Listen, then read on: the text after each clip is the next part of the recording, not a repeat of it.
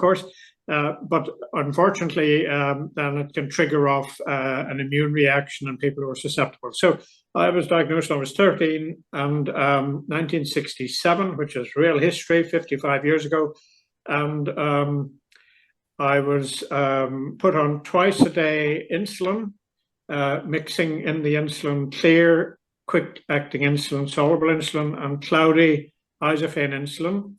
And I was in boarding school, and they told me I'd have to leave, but I persuaded them to give me a chance. And as long as I didn't cause any trouble, in inverted commas, with the diabetes, I could stay on. So I managed to stay on in the boarding school for 3 years, and then went to college after that.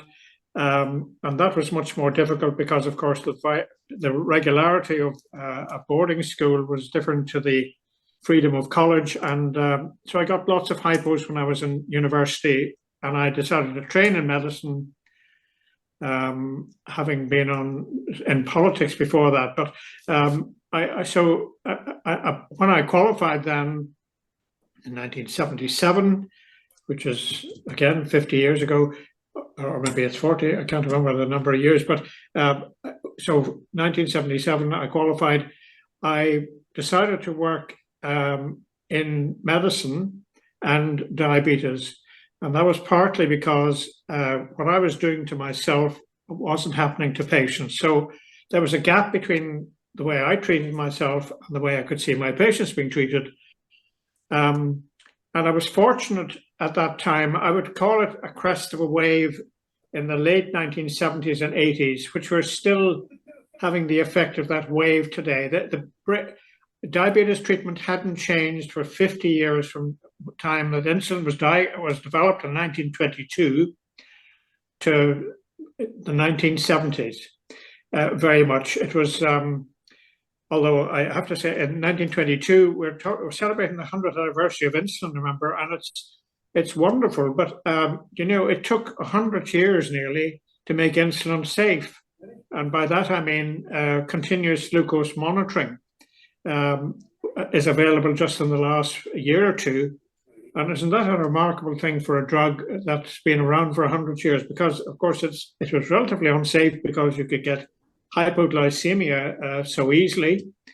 So anyway, the need, I could see the need there to get involved more. And as a student, I went to Boston, to the sort of epicenter of diabetes, I suppose, in America, which was in the Joslin Clinic in Boston, where the first insulin injection was given in the United States. But it was developed in Toronto, remember?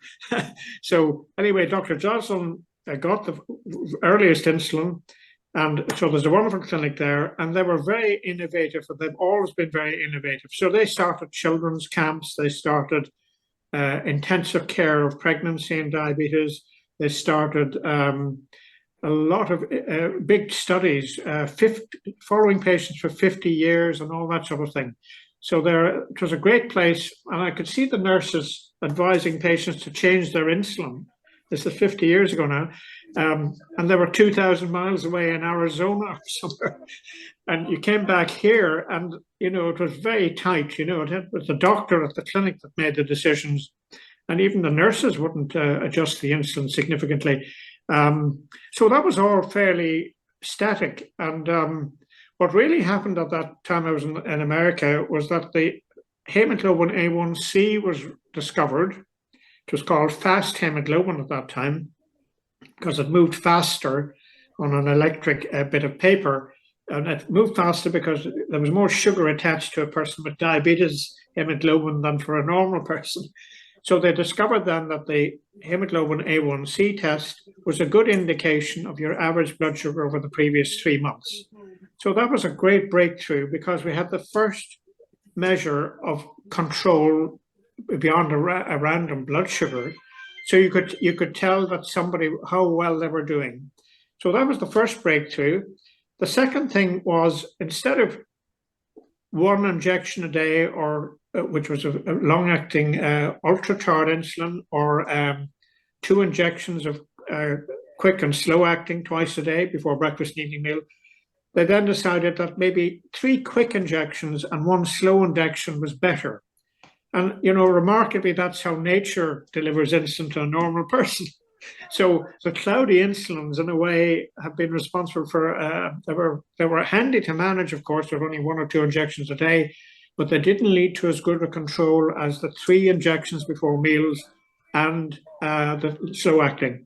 But by testing your insulin, or your sugar, of course, you were then able to adjust the insulin at every dose. So that wasn't possible until about 1980. And it was quite obvious to me, I was in medicine then, early training, the first 3 years, that we weren't achieving targets.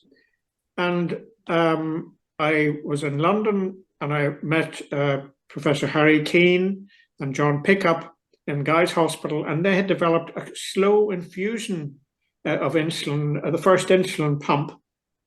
It was really a 5 ml syringe with 1.5 mils of insulin and 3.5 mils of diluent, really. And that gave you much better control than the 4 injections a day. So I quickly took up the pump and went with it from there. And I've never been off the pump since 1981, actually. And because of the big thing it gave me more than control was flexibility. So I could take my meals whenever I was able to take my meals.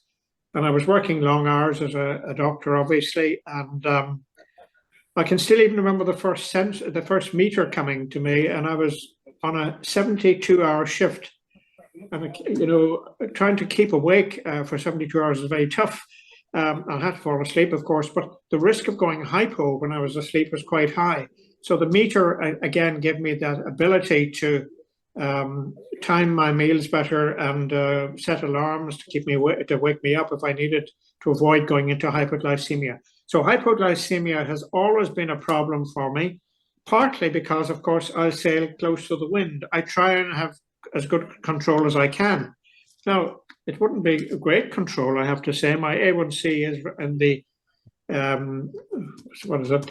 about 60 mark, really, 55 to 60, which maybe is some consolation to people out there, because but it's not as good as it could be. But I lead a relatively normal life. I've obviously worked for 40 years, night and day, and long hours, and been able to manage that.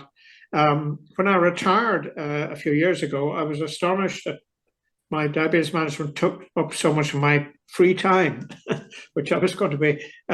So I actually managed to work and sort of float along, if you like, and thankfully didn't come to any trouble beyond the occasional hypo. But the hypoglycemia is still a big worry, but now with the continuous glucose sensing and pumps and things, it's much safer.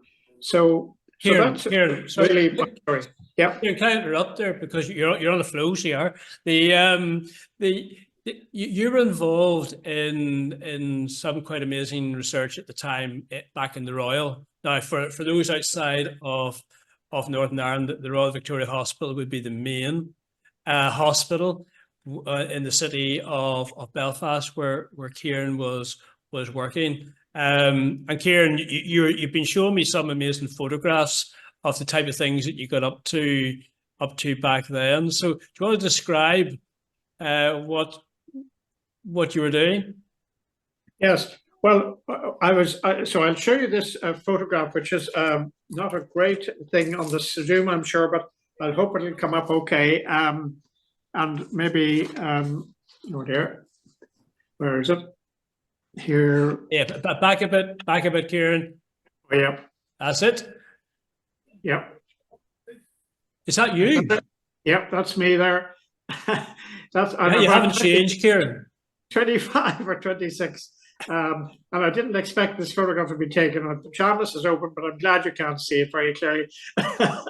But what I really want to point out is that on my right-hand side, there's the first artificial pancreas. And that was what I used in research. And I used myself first. Well, no, I tested on rats first, actually. In America, I had to go over to Indiana to learn how to work this machine, which is an artificial pancreas, which, in other words, you can see there in my right arm, well, you can't really see it, but there are drips going into it, and there's insulin and glucose being infused in. And the artificial pancreas was a big computer the size of a bedside cabinet, 1980, remember? And then on my left-hand side is the first insulin pump, which was a Mill Hill infuser. So it was really a 5 ml syringe, and you could almost see it moving because it would push the 5 mls in over 24 to 30 hours. So that gave me the insulin, and I used the artificial pancreas to measure my sugar it measured it every minute actually, or every 30 seconds. And I was able to work out the dose of insulin to work on the pump. But I also, it was what we had, it was almost incredible. You could also eat Mars bars all day and keep your blood sugar perfect, the artificial pancreas side of it. So it's a bit confusing. I've got the original insulin pump, wearing that on my left side, but I've got the artificial pancreas on my right side, which is totally delivering the stuff intravenously. So in a way, it's a composite of two things. The subcutaneous insulin, but I also had IV insulin on my right arm. So that's why I was able to eat Mars bars and do studies on various things.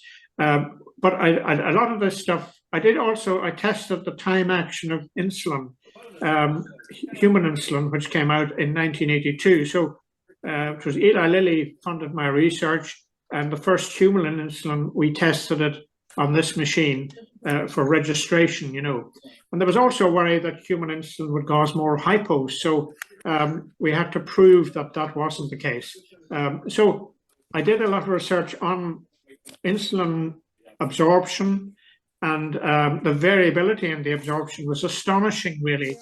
The same patient on the following, same dose of insulin, same starting blood sugar, and on 2 different days, you had quite a spread of insulin levels.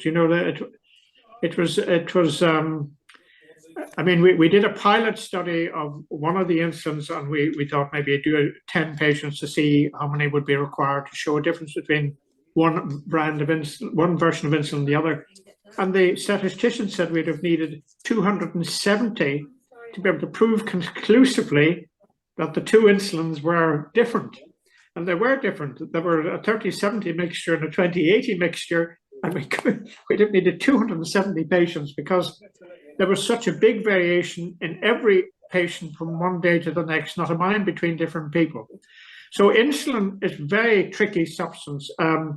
As I said, the fact that insulin is relatively safe now because of continuous glucose monitoring is, to me, probably the biggest breakthrough in the last 50 years. And and also giving the insulin in micro doses through pumps, of course, is also much safer. I mean, I got so many severe hypos because I was taking maybe 50 to 60 units in the morning and 20 to 30 units before evening meal. So you can imagine if you got a low blood sugar with 50 units of insulin on board, how severe the hypo would be. And I was knocked out quite a few times. So it was very tough actually in the old days. So that's why the lower doses before meals, people don't talk too much about hypos anymore, but I certainly will never forget them. And I'm always still wary of hypoglycemia. So, but it's because I had such severe ones in the past. So I leave it at that. Alistair, you can ask me some more there just. That's okay. Kieran, I mean, It's amazing, closed loop systems, artificial pancreas have come into the news in the past couple of years. And there you were 40 years ago in the bed in the Royal, Yeah.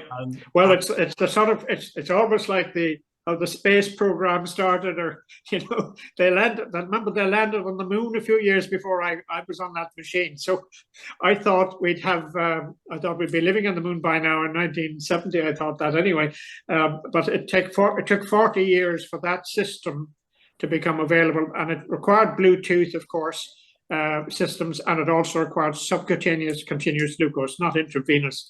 I mean, I couldn't walk down the corridor with that monster, but it was proof of concept. So it closed the loop, and life can be much better. But I also have to remind you that you give insulin in the wrong place at the wrong time. The wrong place means subcutaneous insulin, and that has to find its way to the liver. That's where insulin really acts. And normally the body secretes insulin into the portal stream, it's called. It's the blood flow between the stomach and the liver. And the insulin you inject goes into your arm or your tummy or your leg, goes right around your body before it ends up in the liver. So that's why on injection you need probably twice or 3 times the amount of insulin as a non-diabetic person needs, because they get their insulin delivered precisely into the site of action, and you have to give extra because a lot of it gets lost in the periphery, if you know what I mean. So, and the wrong place is that means it's not into portal system, it's not into your peritoneal system, which is too dangerous. You have to give it subcutaneously, and at the wrong time means you give it, of course, before meals, but it takes quite a long time for the insulin to build up to an efficient level. And then you can get too high a dose then, or the level can go too high and you get hypo 3 hours later. So it would be wonderful if we could get the insulin directly into the liver, but we can't do that. And the liver is the really important organ in diabetes beyond the pancreas, because it's called the glucose stat. It controls the glucose in the non-diabetic person, but it also has a big role, of course, in a person with diabetes. And in fact, in type 2 diabetes, the problem in there is that fat is packed into the liver, and it means that the insulin doesn't work particularly. It's particularly inhibited by fat. And so one of the great new treatments for type 2 diabetes to reverse it is if you can lose your excess fat, it comes away from the liver remarkably quickly, actually. But you have to be on a fairly strict diet of 600 to 800 calories. But if you can deplug the fat from the liver, then your insulin works far more efficiently. That's for type 2 now I'm talking about. So we're mixing up type 1 and type 2 here. But anyway, so I'll let you ask me another question, Alistair, before I drift off here. No problem, Kieran. Kieran, so, I mean, you've been involved in so much, and then also working as a diabetologist, and obviously have seen hundreds of patients in your day. And I mean, as you know, the Diabetes UK slogan that says diabetes is relentless is perfectly true, because you wake up and it's there, you go to bed, it's there, even while you're sleeping, diabetes is still there, and it's a fight to control it. From an advice point of view, or from what you have learned, what can people with diabetes do to better control their diabetes, their blood sugars, and improve their quality of life? Well, I think you've got to come to some sort of an acceptance of it, of course. And when you're newly diagnosed, that it's an awful shock. And in fact, some people get stuck if they don't get good care at the beginning. You tend to get stuck then in this sort of negative cycle. And so it's very important to be well managed and well supported at the beginning. And the key to diabetes, one of the key things is a simple thing called habit. But, and we need to have habits, because life is full of untoward things and stress of various sorts. So if you can get into good habits, and hopefully you can be helped to get into good habits with good education at the beginning, like timing of insulin, the carbohydrate content, learning about diet. I mean, education is critical to diabetes. It's not, education isn't that important for thyroid disease or lots of other hormone conditions which I was to deal with. They had maybe basic little few points to remember. But in diabetes, you really need to know the ins and outs of it. And as knowledge, the more you know, the better. Now, that's fine education, but it's not enough, actually. I had some very intelligent people who did badly, and people with very difficult issues like maybe Down syndrome and things like that. Well, because they complied more, they did better. So it's education, motivation, which hopefully your team can help you with. You need a good diabetes team to support you, and self-discipline, I suppose. I don't like these hard words, but I think you have to learn how to cope with it, and you're allowed the odd little regression, or not even say regression isn't the word, breakout. Because if you're trying to keep yourself so tight all the time, I mean, people who are obsessive, mind you, do very well with diabetes, but I hope we're not too many people with obsessions, being obsessive about things. But there are some people who I saw were remarkable at, eating half a banana and sort of things like 3/4 of a slice of bread, or even a square of chocolate when they got a hypo, rather than half the bar of chocolate. But at the same time, most people aren't like that. And so education and working with groups, if you like for instance, the Daphne program has been very good.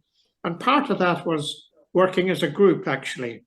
And I was involved in that. I was in the pre-Daphne group, of all things, because one of my contacts was a diabetic specialist in Geneva, and he believed in the role of psychoanalysis in educating patients. So, and Dusseldorf as well, they were very keen on this. So they believed education at that time was failing, really. We were giving people out sheets of paper, Xerox sheets, and like you'd give a medical student. And sometimes there were illustrations and things, but there were line drawings and things. But it was far better to have an interaction. And so they set up the Daphne group in Switzerland and Dusseldorf. And then a wonderful doctor in England brought it over to the UK in Sheffield, whose name had just slipped my head. But and he made it, Diabetes UK adopted it then. And then most people, hopefully now with type 1, will have gone through a Daphne type program, and Daphne stands for dose adjustment for normal eating.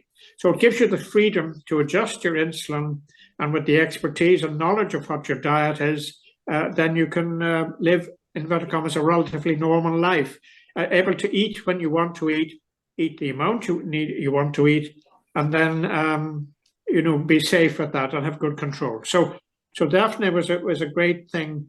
But the biggest thing, actually, in my practice at 40 years was when diabetic specialist nurses came along.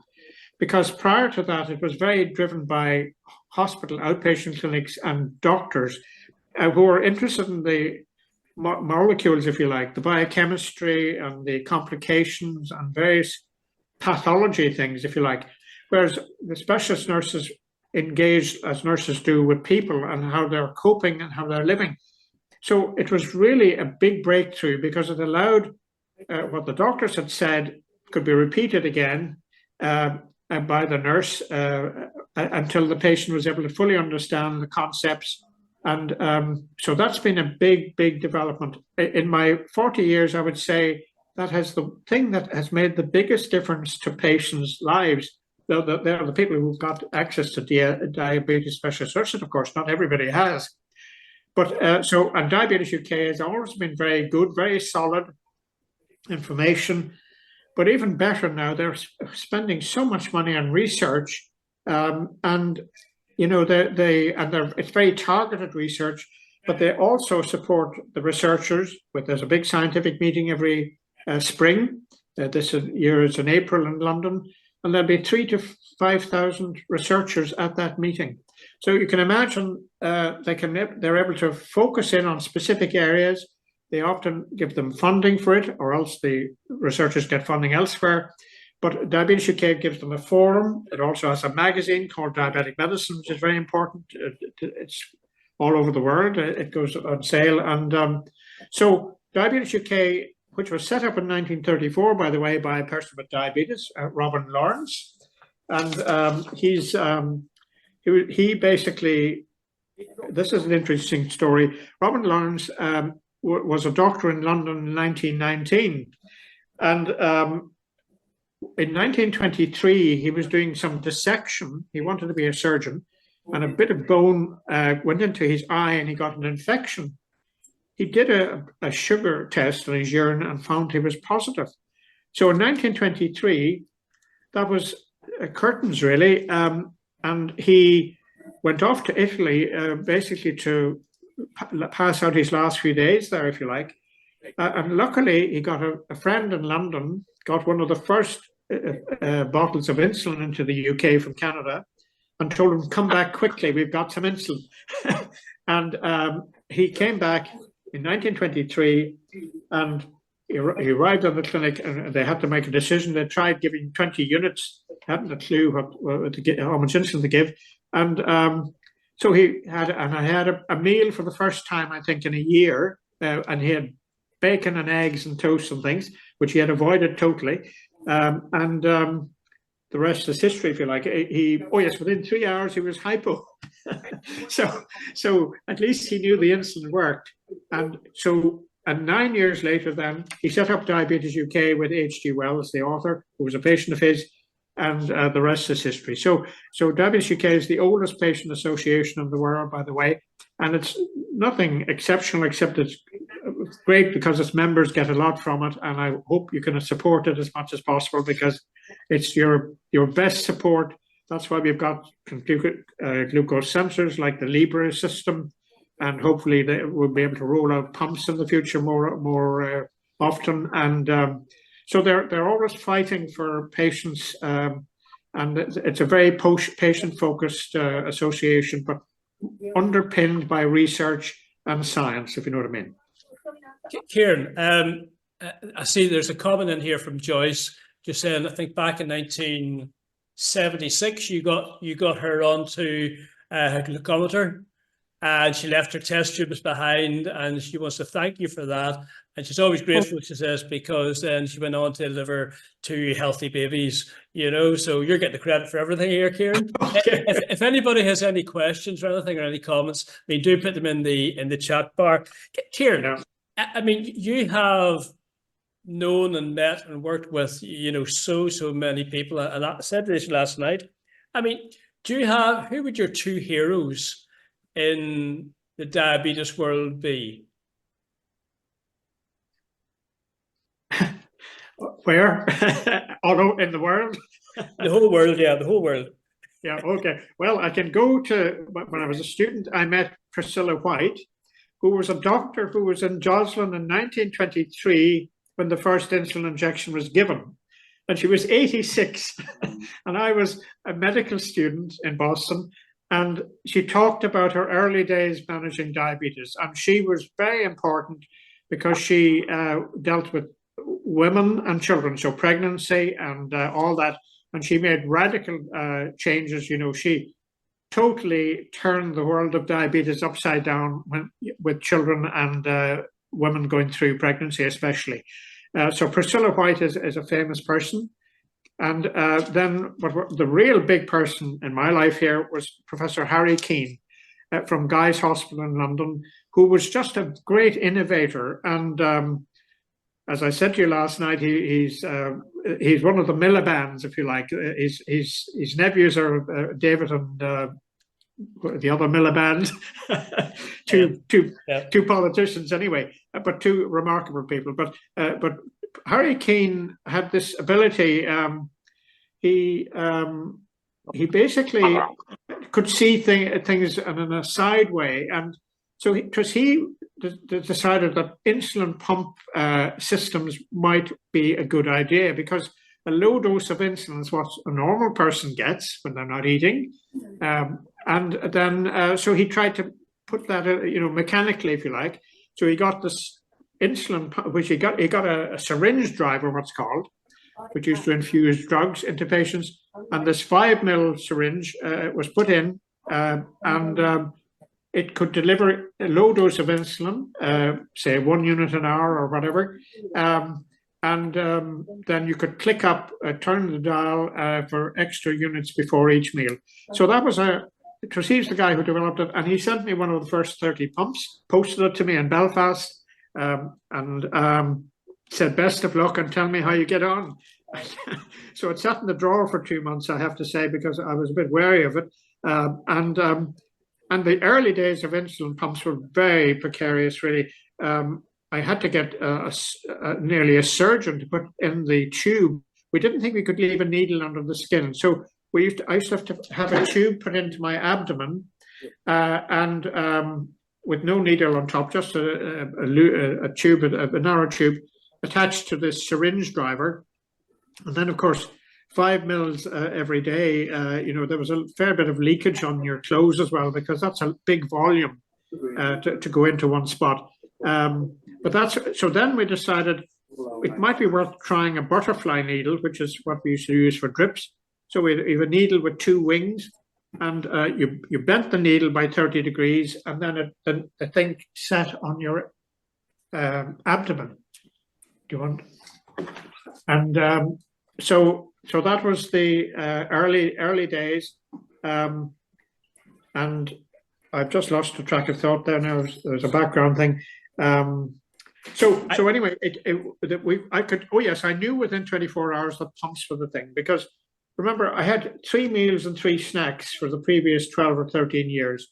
I had to eat to keep safe from the cloudy insulin, and suddenly I was able to go on a 24-hour fast with the pump, which was good, and I was able to find out the dose of insulin that I needed per hour, which I guessed a bit like Professor Lawrence, 20 units. So I tried 1 unit, and then I was noticing I was getting hypo on that, so I eventually went down to 0.8 of a unit. But I was able to do that over the first 24 hours, and then I went down to the Europa and the hotel in Belfast and had a carvery and could eat for Ireland, and I had a marvelous amount of food. And I didn't have a great disaster afterwards. Obviously, sugar went up, but it wasn't too bad. And so I knew that was 1981 or 82. And so then I wanted to do a trial, and I did a trial. And that's actually how we're meeting this evening, because one of the patients I did the trial on was related to Alexandria, who's not here this evening, but her grandfather was one of my first 6 patients on a pump. And I hope he's here. I think he might be joining the meeting in some way, but I'm not too sure. Yes, Mr. I'm here. Is Christopher Murdoch here? Oh, yes, great. Kieran, I'm here. Can you hear me? I can indeed. Imagine 40 years. So I haven't, but I was pretty daring to put you on the pump, I have to say, and 5 others. And we wrote a report, as you know, in 1983, which I sent you, or sent to Alexandria. And so that was the first pump program in Ireland in 1983. But I'd been on it for about 18 months at that stage. And like anything, if I could take it, then maybe patients could try it as well. Because we didn't have too much difficulty. If I was able to do something, then I could go ahead and do it to somebody else. If I did it on myself first, that was the logic.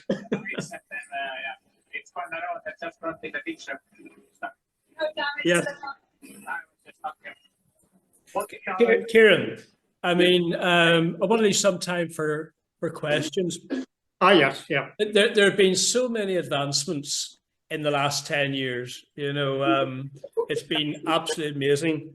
So, as you're standing now, the history you have behind you and looking into the future, what's your hope for the future for people living with diabetes today? Well, first of all, I've never hoped for a cure. And it just shows you the emotional power of diabetes. I was involved in a lecture in Newry, and there was a famous Dublin surgeon who had transplanted a patient. And the patient was there on the stage in Newry, and there were about 200 people at it. And I was supposed to talk about living with diabetes. What a boring subject when you sit beside somebody who's talking about curing it. But anyway, it was pretty heavy stuff, of course. She was on immunotherapy for the rest of her life, and it's going to be a tough journey for that patient. But she was in her 20s and hated needles, and he was successful. And I was driving back over the mountains to where I live here, and I was overcome with emotion, really, because the prospect of a cure for diabetes was too much. I had put it out of my head. I said, don't be unrealistic here. And then suddenly I saw this young woman, a nurse, as it happened, 22, and she had a successful transplant. And this was about 20 years ago, I think. But it also showed the amount of what I had kept in, if you like, because I had to put the car in a place called Hilltown, and I was in tears. I just couldn't, and it was because I had internalized the stress of living with diabetes, I think. But anyway, I got over that and got on the road back to home. But so that's fine. But do you know what? And then the main thing that Diabetes UK says, I want to have a life free of diabetic complications. So that was what I used to wear on the back of my shirt, which was one of the Diabetes UK shirts. I want to have an aim for a life free of diabetes complications, and that was the best I could hope for. But in the last 10 years, there's been such significant breakthroughs with COVID, of course, and with immunology. And now with the big amount of money funded by Diabetes UK, I've got this big grant from Steve Morgan Foundation to cure type 1 diabetes. So it's actually being worked on at the minute. And there's an immunotherapy drug that can inhibit the development of diabetes in those newly diagnosed. And they're actually trialing it at the minute. And in fact, it's available in America, but it needs to be used in trial conditions, really. So what they have is a few hundred with newly diagnosed type 1, and then their siblings who have the antibodies for type 1 diabetes, and then half the siblings will be on the new immunotreatment and half will be on a dummy tablet. Unfortunately, you have to do this to prove something is of significance. So there is a way of hopefully blunting the immune attack in type 1 diabetes and stopping diabetes then as a result. And then there are also so there is a prospect of a cure for type 1 diabetes, because if you get the stem cells then, which you can grow in laboratories, and put those in and put them in hopefully a protective envelope, and the antibodies, which are still in your blood, unfortunately, will attack the insulin cells, but they can't get in because they're in this protective envelope. And you can also give this immunotherapy drug to stop the attack. So that's being worked on at this moment. And I would think that within the next 10 years, there'll be a significant amount of breakthrough on this. And I think 10 to 20 years, obviously, very hard to work with stem cell work, but to predict, but it is going to be possibly a cure with all the, so that's type 1. And type 2 then, type 2 is much more complex because it's related to our genetic background type 1. You know that type 1 is, type 2, 50% of the offspring of type 2 patients will have diabetes by the age of 50. That's one of these things I've learned in medicine, I suppose. So the penetration of type 2, if there's somebody with type 2 in your family, there's a much higher risk of getting it. It penetrates strongly, and it's because there are energy storage genes which kept your ancestors alive through famines, basically. It's called the thrifty gene hypothesis. So there's a lot of the population here who've got a lot of these thrifty genes, which means we put on weight very easily, especially in this high-calorie environment we live in today. But type 2 diabetes can't be reversed yet, but there are again drugs that can hopefully blunt it and reverse it. But the big breakthrough in the last few years was Professor Roy Taylor in Newcastle on Tyne, who was a liver specialist, who discovered that by a low-calorie diet, about half the patients with type 2 diabetes could be put off medication. Now, so that's an extraordinary thing. So the fat, as I said earlier, that plugs your liver and your pancreas and makes the liver and pancreas get stressed, if you can reduce the internal fat content in your abdomen, then you can cause type 2 regression. But remember, and I always think, don't blame the patient. There's an awful medical thing to blame the patient, as I know from being on the receiving end, but I was never like that myself, thankfully. But, it's not your fault that you've got type 2, but people are usually blamed for being overweight. But remember, people who have a diabetic tendency put on weight more easily. So they're what you'd call champion energy storers and poor energy burners.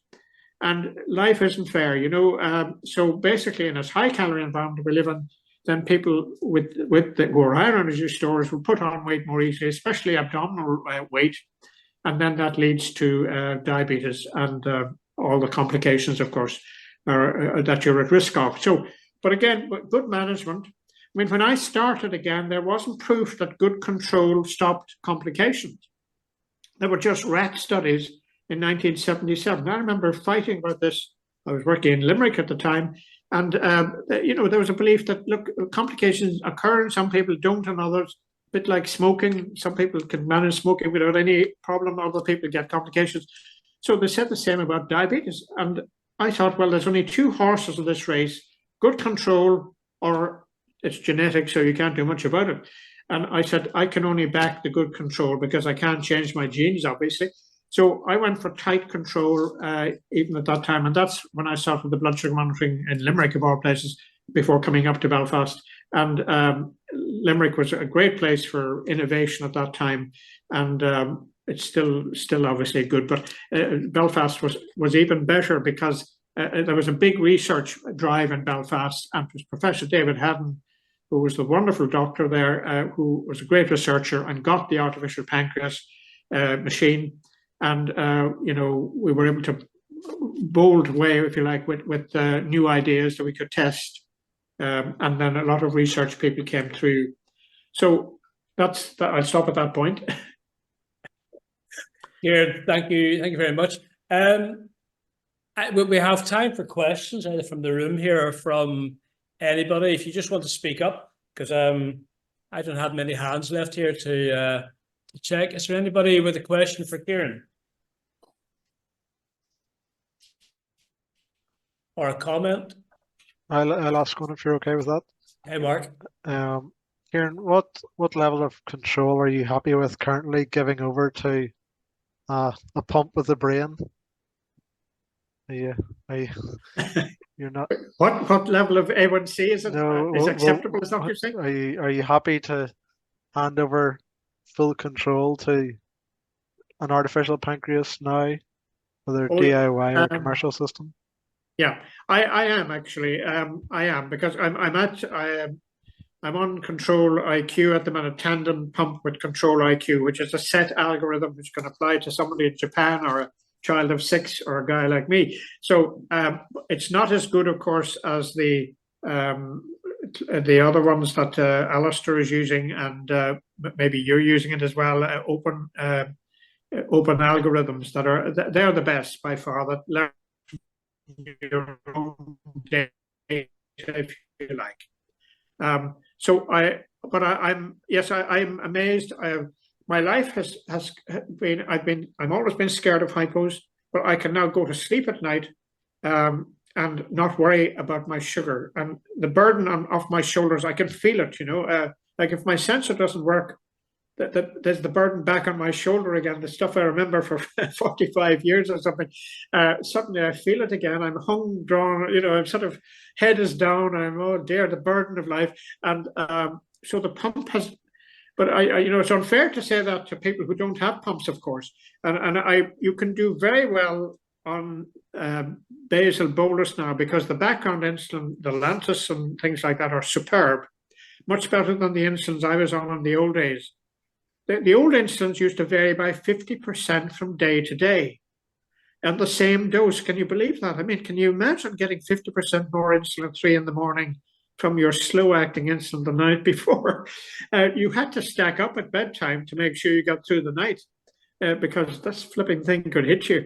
They said it was like riding a tiger, which is basically, in other words, always be aware that the tiger could turn his head and bite your foot off. But you were on the tiger and you had to keep going, you know. The insulin was in charge of your life, really, and you had to make sure you ate to protect yourself from getting knocked out. So the lower dose insulins today are much better. Giving insulin by an infusion pump is matching what's happening in normal life in a non-diabetic. My gosh, this is amazing. We've learned that the intact human system is the best, you know, but it's taken us a long time to realize that. But of course, what it has needed is subcutaneous glucose readings. And the fact that that worked at all, I mean, I was amazed that subcutaneous glucose could have some relation to your intravenous glucose in the blood system. I mean, that was a breakthrough as well, and that was only in the last 10 years. So subcutaneous glucose and the pump, I mean, the amazing thing is that, I mean, your basal rate can change 20 times between midnight and 8 a.m. And you're not eating, and it's trying to keep your blood sugar at, say, 7 or 6.5. And there's 20. Now, you can't match that with a dose of Lantus, you know. You give a global dose and you get it roughly right, but you can't get the predictable fasting in the morning of 6.5 or 7 that you get with the pump, with the closed loop pump, if you like. So I have to say, and you're in Lisburn, which is amazing, because I was in Lisburn for 30 years, you know, or 25 years at the clinic. But unfortunately we didn't cross, I think, or maybe we did. I'm not too sure. We met in Stormont one day. That was it. Oh, Stormont. Oh, well, that's a good place to meet, I must say, especially on today, you know, when there might be a government by the weekend. Well, Stormont, that sounds like you're an activator of some sort, an activist anyway. No. I was listening to you that day as well. You weren't carrying a poster that day. No. but you know, but I had difficulty getting the pumps into use, of course, clinically, because I mean, like I tried very hard in the 1980s to get pumps established, and I failed.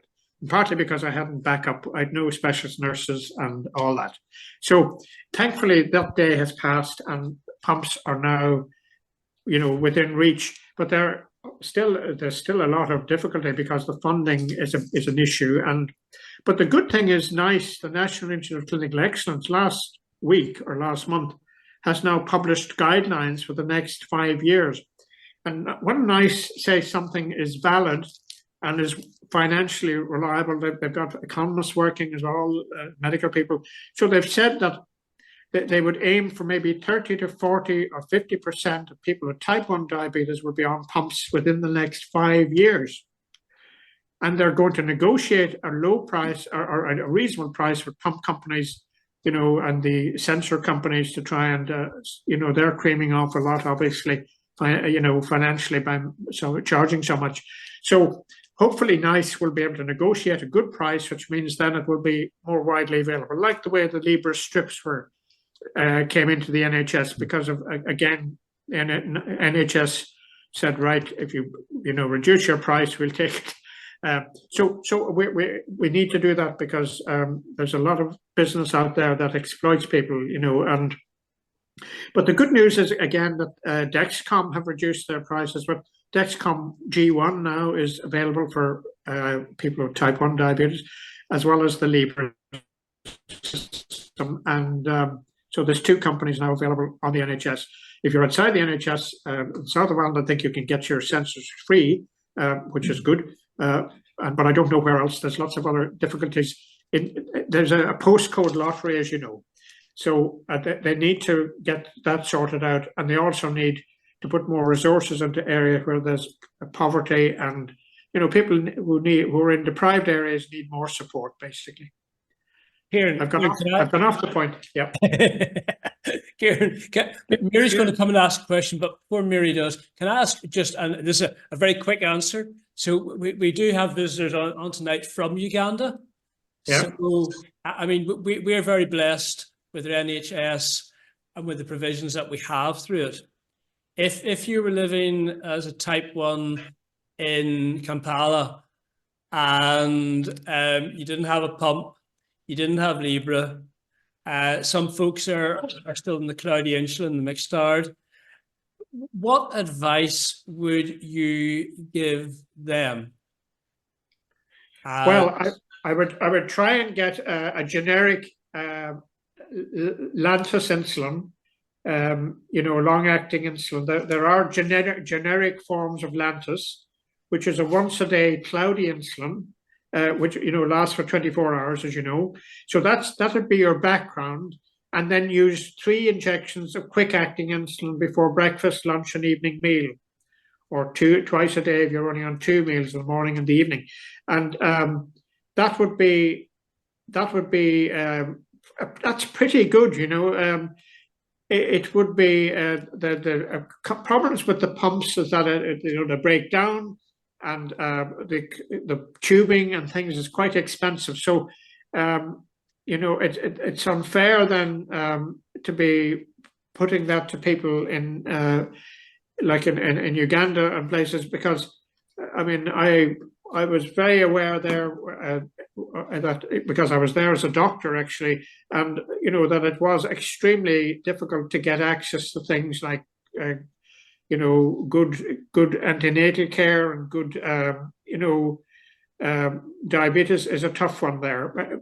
But I would say that the basal bolus, that's the Lantus type, but can be got generically. The Lantus is more expensive as a brand, but the generic Lantus and the soluble then, which would be Act Rapid or Novo Rapid or one of those quick acting insulins 3 times a day. And you would still need access to strips, though. You'd have to be able to test your blood sugar, I think, with that. So again, we used to use BM strips, and we used to cut them in 3 with a scissors, so you could get 3 strips for the price of 1 if you had to pay for your strips. But strips are expensive enough too. So that's what I would go to Africa with anyway, if I felt I didn't have the funding for pumps. Okay, all right. Thank you, Kieran. I mean, Edith, please feel free to come back. Mary. Very quick question, Kieran. What a fantastic and fascinating evening. I was listening to you, and you talked about when DSNs came into practice, and lots of us talk about being like doctors motivating us for better around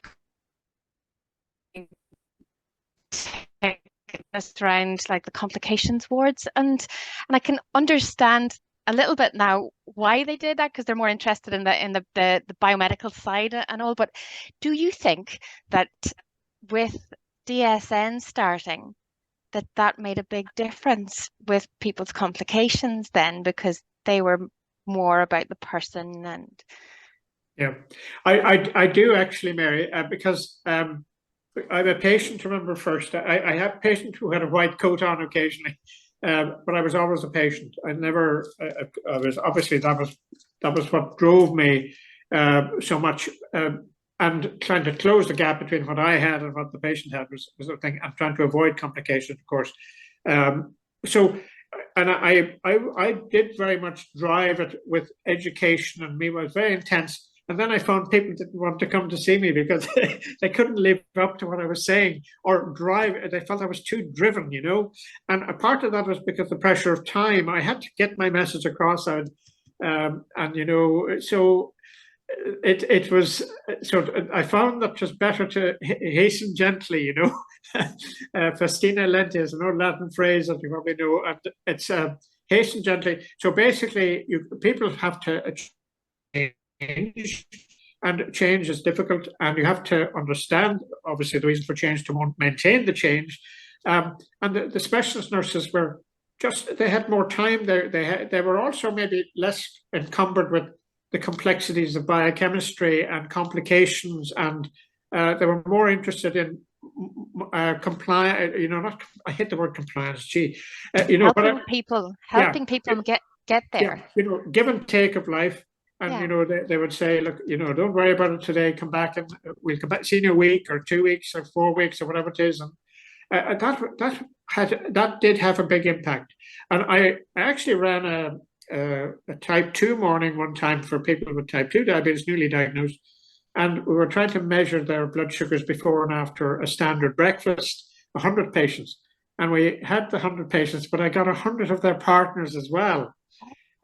To the Slieve Donald Hotel in Newcastle, which was the bad old spot, and drug company funded, of course.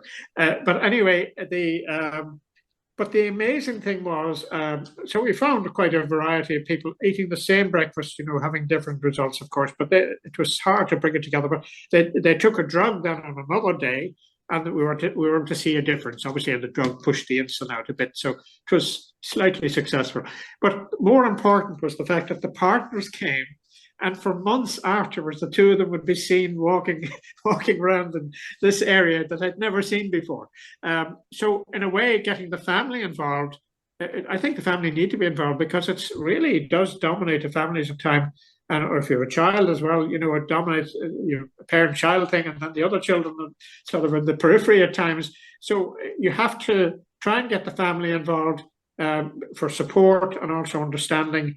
But they obviously it's really tough on the individual. But the families do say that it's nearly worse for them sometimes.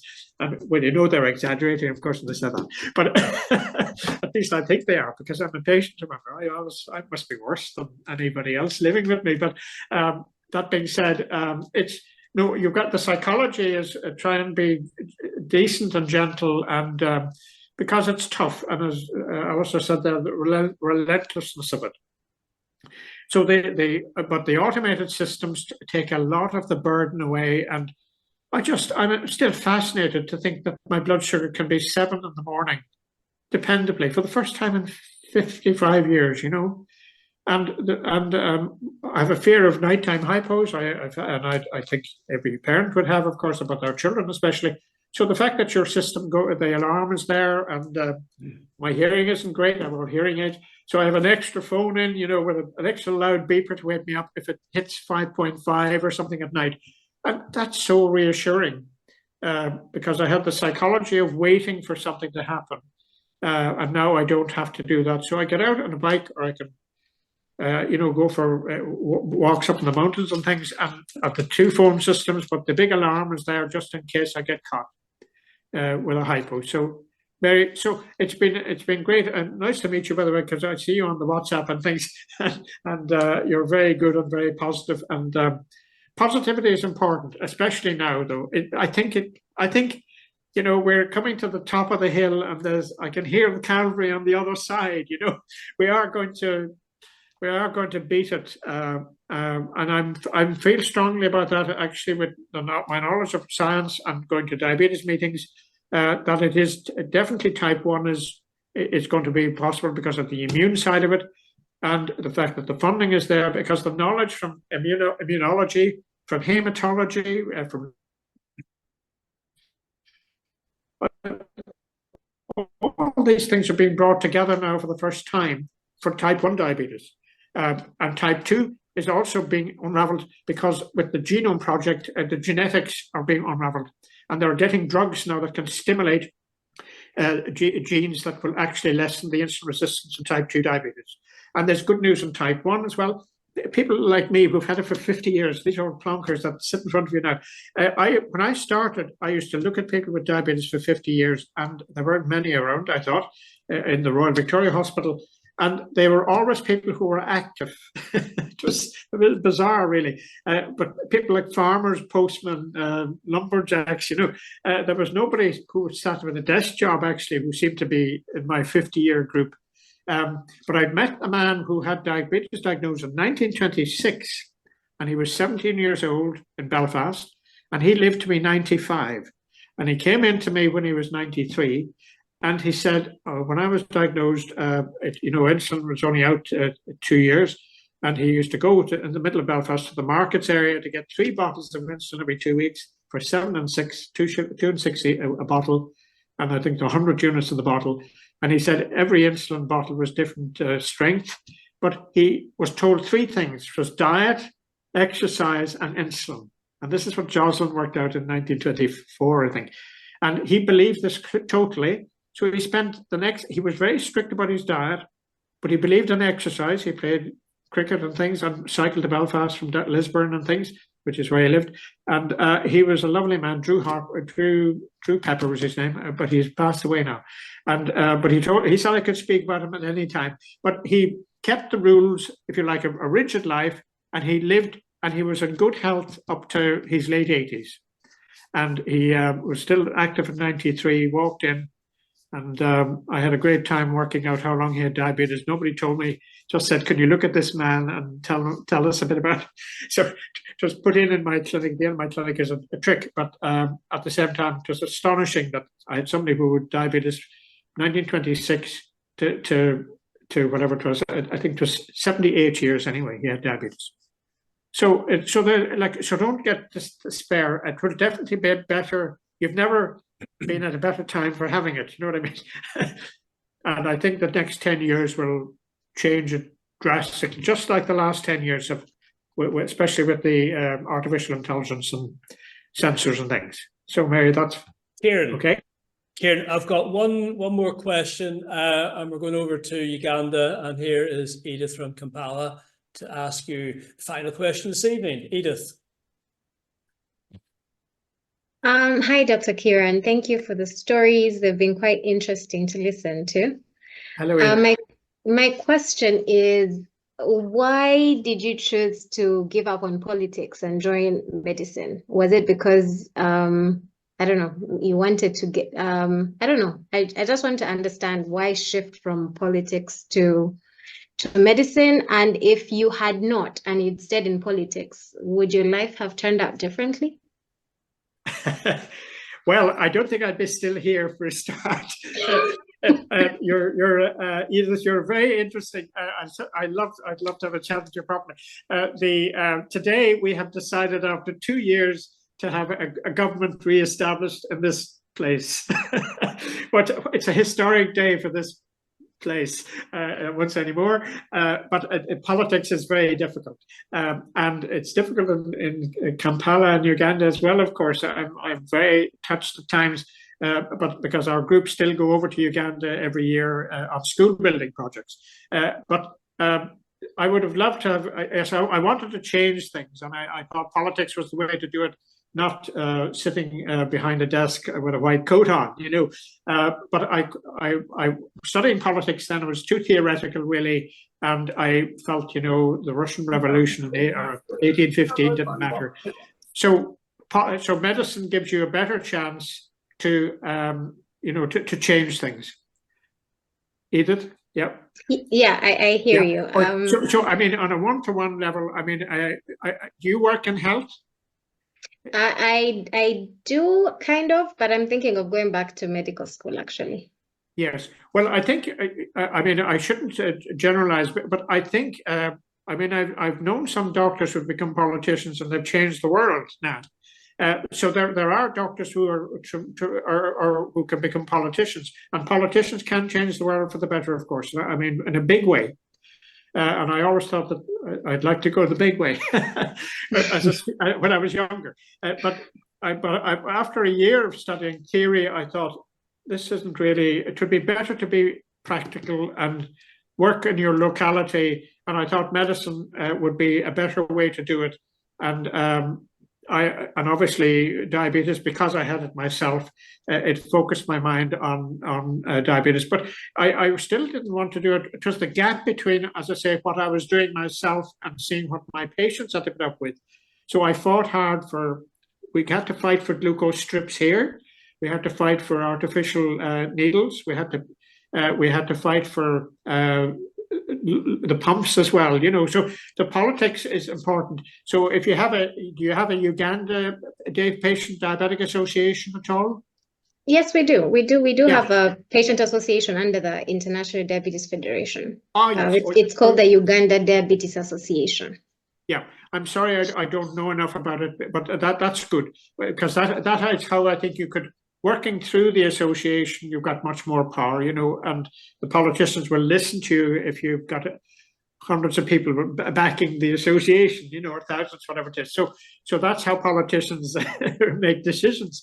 They respond to pressure. And so I would strongly encourage the association and you to work. You can work through that, but you can also do dramatic things, of course, as on a one-to-one basis. And ultimately, that's, to me, life's what about it's one-to-one, you know. I mean, as long as you do some good, it doesn't have to be thousands or hundreds, you know, just a few people. And I just, that's because of my age now, because I'm saying this because I'm darn well 70, you know. But you know, I believe in the personal care and individual making a difference wherever they are. And I was inspired by Uganda a lot, actually, I have to say. So it was a wonderful place, and I really love your country. So thank you very much for joining in. Well, we hope you'll come back soon. Well, please God, I will. Thank you. Thank you. Okay, Edith, and Kieran, Edith has been very, very humble. Edith is the head of the African Diabetes Alliance.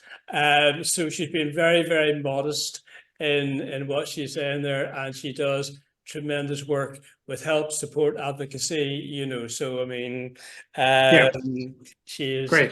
being far, far too modest. Listen, Yes. it's nearly 9 o'clock. I just want to thank you for this evening. Apologies from me, first of all, for all the technical glitches and hitches of trying to get ourselves set up. But I want to thank you for taking the time, Kieran, and just sharing with us. It's been so worthwhile. And just looking around the list of people who've been attending, it's been fantastic, the interest. So, Kieran, on behalf of the Coleraine Diabetes Support Group who have hosted this evening, can we thank you very much for coming along to us.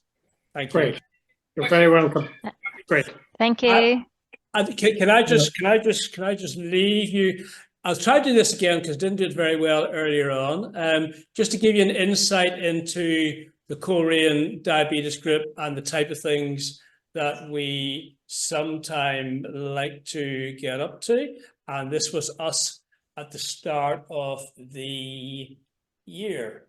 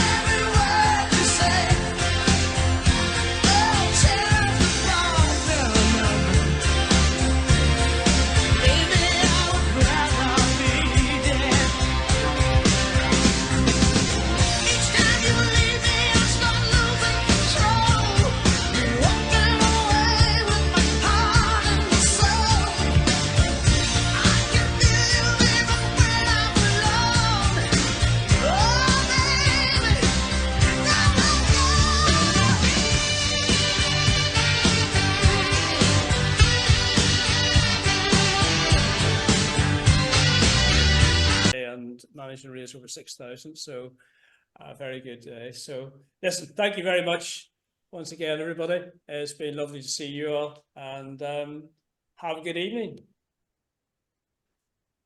Can I just say a word as an outsider to Coleraine? Of course, yes. My name's Christopher Murdoch. Kieran knows me from way back, way at the beginning. I was one of his early research projects. And I'm also the founder of the first branch of Diabetes UK in Northern Ireland. Kieran may have forgotten that or didn't mention it. And I'm glad to see so many T-shirts belonging to Diabetes UK out on the beach at Castle Rock. Great. Anyway, thank you very much for an interesting evening. I'm sorry, Kieran, I didn't get the first part of your talk because my Zoom wasn't working. Oh, right. Well, it's recorded, so Christopher, hopefully you'll get it and we can meet up again sometime through Alexandria. I would look forward to that. Yes, good. And I can correct one thing in the paper that you sent me. Can you? Yes. It was you were patient number 3 in my trial of 6, as you know. That's quite right. But and, I didn't write all that paper, so I feel a bit guilty that. No need to feel guilty. I'm quite happy that it's there because it's part of the knowledge base for you all. But it was actually David Haddon who stopped me using the pump. Yes.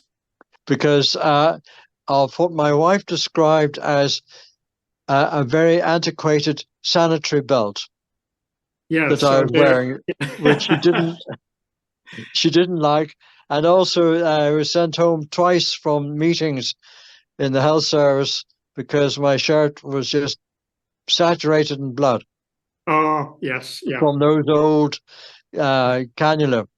Yeah, that was because, as I explained, we had to put a big volume into the syringe driver because it moved too fast. Yes, exactly. Yeah. So those were my excuses. Well, there were genuine excuses indeed. And infection, of course, was a big problem as well. Yes. So thankfully, a lot of that has changed. So people don't know how lucky they are today, but you can give about 1/100th of the dose today that we were able to give when we started. So it's amazing just how little I'm taking at the moment. Yeah, absolutely. After 77 years. My gosh, isn't that just so good, Christopher? That's amazing. 77 years. Gee. Yes. Oh gosh, well done. And how many units are you on a day? I'm on a Daphne system.